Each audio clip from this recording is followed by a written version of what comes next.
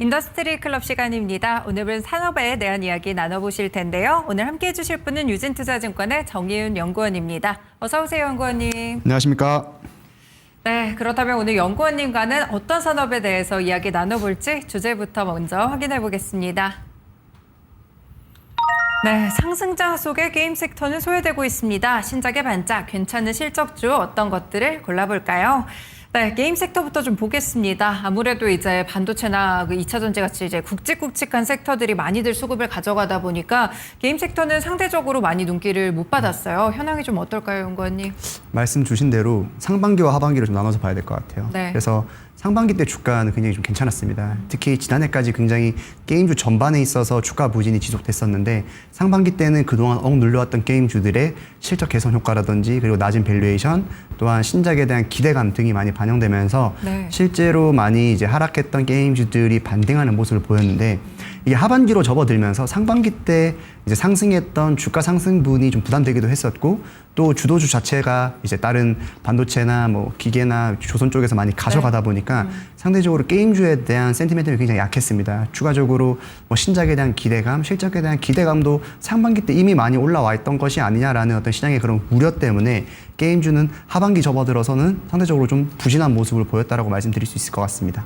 네, 상반기에는 괜찮았지만 하반기 들어서 정말 지지부진한 그런 주가 흐름을 보여주고 있는 게임주다라고 말씀을 주셨는데요. 그럼 전반적으로 펀더멘털은 괜찮은지도 체크를 해봐야 될 것 같거든요. 이제 국내 게임사들의 경우에는 이제 해외 게임사들이랑 좀 비교를 했을 때 경쟁력을 잘 가져가고 있을까요? 아무래도 국내 게임사들이 굉장히 힘들어하는 것 중 하나가 국내 시장에서 가장 큰 건 역시 모바일 게임 시장이거든요. 그렇죠, 네. 그런데 과거에는 뭐 앵커님도 그 지하철 같은 데 타보면 네. 많은 분들이 게임들을 지하철에서 많이 하고 맞아요. 계세요. 네. 근데 요즘에는 다들 안 하세요. 그냥 유튜브 보시더라고요. 요즘에는 워낙 이제 컨텐츠들이 다양하게 나오기도 하고 네. 그러다 보니까 게임을 하는 인구가 과거에 비해서 좀 많이 줄어들었던 게 있으니까 국내 모바일 게임 시장 환경이 굉장히 좀 열악합니다. 거기서 추가적으로 지금 남아있는 유저들 입장에서는 좀 새로운 게임을 이제 장기간으로 하기보다는 원래 기존에 했던 게임들을 또 하는 경우가 많아졌고요. 네네. 추가적으로 국내 게임 시장 같은 경우에는 과거에는 이 모바일 게임 시장에서 국내 기업들이 사실상 국내 시장을 거의 다 독점하고 있었는데 네. 최근에는 중국 해외 기업에서 많은 게임들이 이제 국내로 사실 들어오면서 매출 순위를 이제 살펴보면 거의 국내 게임과 거의 반반씩 가는 경향이 굉장히 많아졌어요. 네, 그래서 네. 특히 국내 모바일 게임사 하면 과거부터 사실 MMORPG라는 장르가 맞아요, 네. 국내에서 굉장히 좀 득세하면서 뭐 대표적으로 NC소프트나 넷마블, 카카오 게임즈 같은 게임사들이 여기에 대한 수혜를 받았었는데 최근에는 캐주얼 게임들이 많이 올라오고 있습니다. 그래서 좀 짧게 컨텐츠를 소비할 수 있고 네. 이제 아무래도 좀 그런 부분에서 이점이 있는 게임들이 매출 순위에 많이 올라오다 보니까 그러한 측면에서도 국내 게임사들이 많이 힘들어하는 것 같아요. 그래서 국내 게임사들은 이를 좀 타개하고자 여러 가지 사업 전략을 세웠는데 뭐 그중 하나가 글로벌 사업으로 진출한다든지 네. 뭐 아니면 좀 플랫폼을 다각화한다든지 이런 노력들을 하고 있는데 사실 사람도 그렇지만 게임사도 관성이란 게 있잖아요. 지금까지 그렇죠. 잘 해왔던 네. 게 있는데 한 번에 이렇게 좀 바꾸려던 그런 시도들이 아무래도 시간이 좀 걸릴 수 있다라는 부분에서 뭐 아무래도 좀 성장 동력 부분에서는 조금 더 참신한 부분을 보여야 필요성이 생기지 않았나 이런 지적들을 많이 받고 있는 상황입니다. 그러면 국내 게임사 모바일사들이랑 좀 어느 정도 대치가 되고 있는 게 지금 중국 모바일 게임사들일까요? 중국 쪽이 많이 올라왔어요. 아, 그래요? 이제 이게 중국 쪽 말씀을 드리면 이게 과거에는 우리나라가 구체적으로 말씀드리면 한한령 네. 전이죠. 그 전까지만 해도 국내 게임이 중국의 판호 발급을 받는, 그러니까 중국 같은 경우에는 중국의 게임을 출시를 하기 위해서는 중국 정부 당국의 승인이 필요합니다. 그걸 네. 판호라고 하고 이 중국 게임의 판호 발급을 받다라는 건 중국 게임 출시가 가능해졌던 걸로 의미해요. 그쵸, 네. 그래서 과거에는 중국 게임의 판호만 받아도 주가가 엄청나게 올랐어요. 왜 그랬냐면 과거 중국 게임 개발력이 우리나라에 한참 못 미쳤기 때문에 우리나라가 판호 발급만 받게 되면 중국 내에서 시장은 굉장히 크기 때문에 중국 내에서의 매출이 굉장히 크게 많이 보장되어 있었거든요. 네. 그랬는데 이게 한한령 이후에 중국 게임의 기술력들이 굉장히 빠르게 올라왔습니다. 이제 뭐 좋게 말하면 중국 게임이 많은 나라의 게임 기술력들을 배웠죠. 네, 네, 네. 배워서 이제 게임 개발력이 많이 올라오다 보니까 이제는 반대로 중국 게임이 우리나라에 이제 들어오고 있는 상황이에요. 그래서 네. 글로벌 게임쇼에서도 이제 좋은 어떻게 보면 평가를 받을 만큼의 중국 게임들이 굉장히 많이 이제 많이 발표가 되고 있기 때문에 네. 이제는 중국과의 경쟁에서 우리 시장을 좀 지켜야 되는 상황까지 왔습니다. 반대로 얘기하면 최근 들어서는 좀 판호 발급이 좀 열리고 있거든요. 최근 몇 네, 년간 네. 열리고 있음에도 불구하고 지금 현재 살아남은 게임들이 거의 많이 없어요. 국내 게임이. 중국 시장에서. 그렇기 때문에 이런 부분들도 국내 게임사들이 중국과의 경쟁에서도 좀 이기기 위해서 개발 쪽 부분을 좀 많이 신경 써야 되지 않나 이렇게 생각하고 있습니다. 네, 아무래도 중국도 기술력이 좀 많이 올라오게 되면서 예전에는 이제 중국 게임사들이 약간 국내 게임사들을 따라하는 수준에 그쳤었는데 지금은 오히려 역전되면서 역수출 현상도 나오고 있고요. 그래서 더욱더 판호 발급 이런 것들이 모멘텀이 되지 못하고 있지 않나 싶습니다. 그렇다면 사실 모바일 시장으로 대체적으로 국내 이제 게임사들이 많이 매출을 좀 가져간다 이렇게 보는데 정말로 이 모바일 게임을 통해서 유의미하게 매출 성장이 가능할까요? 돈적으로 봤을 때. 이게 게임사들의 또 딜레마 중 하나인 것 같아요. 이게 왜 그러냐면 게임 같은 경우에는 출시 게임의 어떤 매출 수명이라고 할까요? 네. 라이프 사이클을 살펴보면 게임을 통상적으로 모바일 게임 같은 경우에는 출시를 했을 때 매출이 굉장히 높게 나옵니다. 그런데 이게 시간이 지날수록 빠르게 감소하는 경향이 있어요.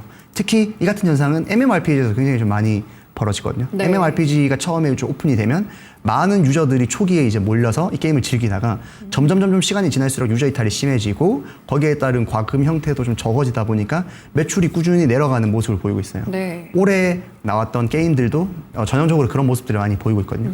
그러다 보니까 게임사 입장에서는 한 게임이 출시를 해서 초기에 좋은 흥행 성과를 거뒀고 그 다음 분기에도 또 거뒀다고 하더라도 이게 초기에 흥행했던 게임의 매출 감소분을 생각을 안 할 수가 없어요. 네. 그러다 보니까 이게 게임이 어떻게 보면 연속적으로 흥행이 좀 이루어져야 연간으로 그 다음 연도 봤을 때 매출이 계속해서 좀 붙어주는 그런 방향성을 가져갈 수 있는데 네. 그 기존에 있던 게임 매출 이제 하향폭을 줄이지 못한 모습을 보인다라고 하면 이 또한 실적에 사실 부담이 될 수 있거든요. 네. 그러니까 이런 부분들도 우리나라 국내 게임사들의 좀 실적의 발목을 잡는 요소가 아닌가 생각이 되고 있습니다. 네, 아무래도 이제 모바일 매출의 경우에는 처음에 좀 잘 나오다가 좀 하향세를 그리는 그런 모습들이 있기 때문에 모바일에서 딜레마가 생기지 않나 싶습니다. 그러면 반대로 드는 생각이 PC라든지 콘솔 시장 좀 잡으면 괜찮지 않을까 싶은데 이쪽은 어떻게 되고 있을까요? 좋은 말씀인데 이게 PC랑 이제 콘솔 쪽을 아무래도 모바일 게임 시장이 이런 위기가 닥쳤다라는 것이 어제 오늘의 일이 아니고 그렇죠, 네. 최근 몇 년 동안 계속해서 이어진 일이기 때문에 국내 게임사들도 플랫폼 다변화에 대한 노력들을 최근 몇 년간 꾸준히 했었습니다. 그런데 여기에서 좀 아쉬운 점이 두 가지가 있다라는 것은 첫 번째는 PC랑 콘솔 쪽의 시장에서 게임을 출시를 한 적이 굉장히 타임라인이 되게 짧기 때문에 네. 개발력에 있어서의 좀 한계도 좀 보였어요. 아무래도 모바일 게임, 특히 MMORPG 장르에 좀 많이 특화되어 있다 보니까 네. 국내에 좀 많이 특화되어 있었거든요. 그래서 PC나 콘솔 쪽에서의 개발력 이슈가 좀 있었던 게 첫 번째인 거고 두 번째는 결국엔 PC와 콘솔로 시장을 진출하겠다라는 것의 의미는 글로벌 시장을 타겟해야 돼요. 그렇군요. 왜냐하면 국내 네. 같은 경우에는 모바일에 편중되어 있지만 북미나 유럽 같은 경우에는 PC 콘솔 시장이 충분히 크거든요. 일본을 네. 포함해서. 근데 다만 그렇게 하기 위해서는 글로벌 유저들에게 맞는 게임을 출시를 해야 되는데 방금도 말씀드렸다시피 국내 게임사들은 국내 모바일 게임의 특정 장르에 굉장히 좀 오랫동안 치중되어 있었기 때문에 네. 이 부분을 글로벌 유저들에게 확장을 시키기 위해서는 이 장르를 매력을 어필하거나 아니면 새로운 장르의 게임을 도전해야 되는데 네. 이 두 가지 모두가 사실 좀 어려운 부분이 없지 않아 있다라고 판단이 되고 있습니다. 그렇군요. 아무래도 좀 다른 쪽으로 개발하면 괜찮지 않을까 싶었는데 뭐 게임사들도 당연히 생각을 했었겠죠. 여러 가지 좀 한계점들이 있는 게 아쉬운 것 같습니다. 그렇다면 게임사들 사실 11월에 되면 또 지스타라는 굉장히 큰 행사도 남아있기도 하고요. 국내 게임 이벤트들이 좀 있을 것 같은데 모멘텀이 좀 있을까요? 국내에 지금 연말까지 남아있는 모멘텀은 지스타일 것 같아요. 아, 네. 통상적으로 게임사들이 4분기 때는 게임 출시보다는 다음 연도 게임의 이제 출시에 대한 라인업들을 많이 발표하는 시점인 거고 네. 그래서 지스타 때 많은 게임사들이 국내 게임사들이 참가를 해서 이제 많은 게임들을 이렇게 출시 네. 라인업을 발표를 하는데 올해 같은 경우에는 작년 대비해서는 좀 기대감이 좀 많이 줄어든 것 같아요. 작년에는 정말 많은 게임사들이 참가해서 좀 많은 신작들을 라인업을 이제 보이고 그랬었는데 올해는 작년보다는 좀 기대감이 줄어든 것은 사실이고 네. 여전히 그럼에도 불구하고 이제 주요 게임사들 국내에 상장된 주요 게임사들이 본인들의 이제 신작 라인업을 발표할 것으로 지금 기대는 되고 있습니다. 그렇군요.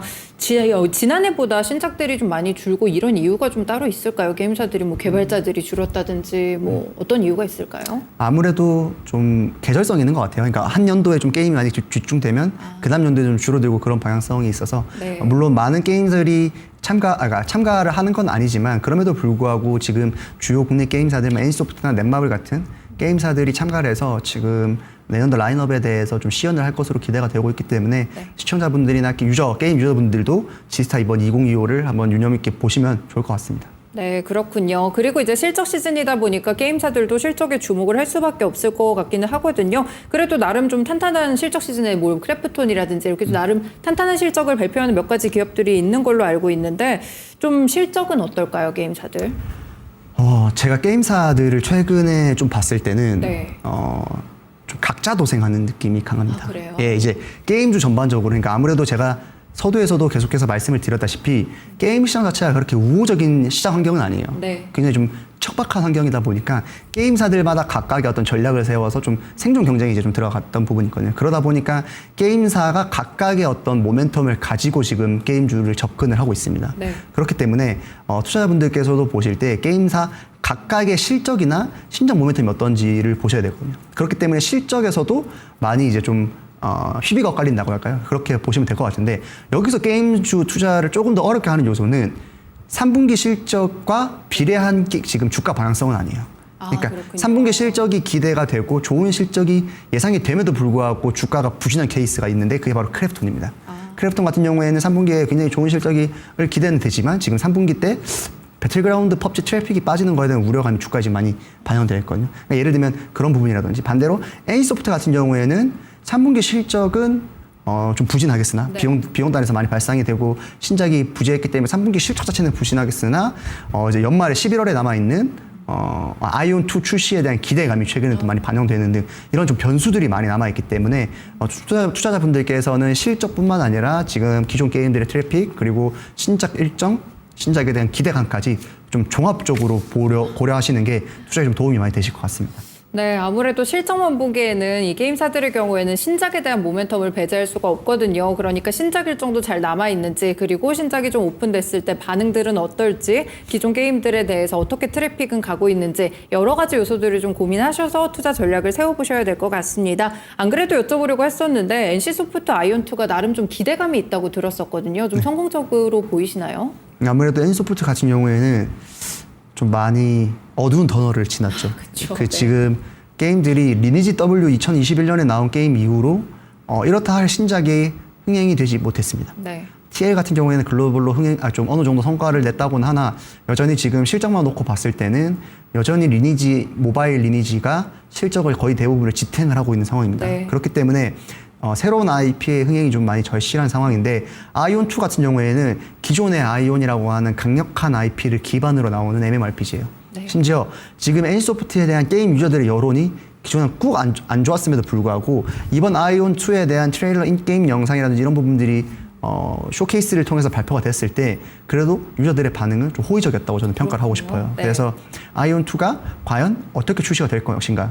게임에 대한 기대감은 여전히 저는 충분하다고 보고 있는데 과연 BM 쪽인 부분에서 유저들에게 얼마만큼 좀 설득력을 시킬 수 있는 BM이 탑재가 되느냐도 관건이고 추가적으로는 BM이 또 너무 약한 거 아닌가라는 시장의 우려도 그쵸. 어느 정도는 좀 밸런스를 맞춰야 되는 부분이 있거든요. 그래서 게임이 잘 만들어야 되는 거 플러스로 좀 BM적인 부분도 좀 많이 내부적으로는 많이 고심을 하고 있지 않을까 이렇게 생각을 하고 있습니다.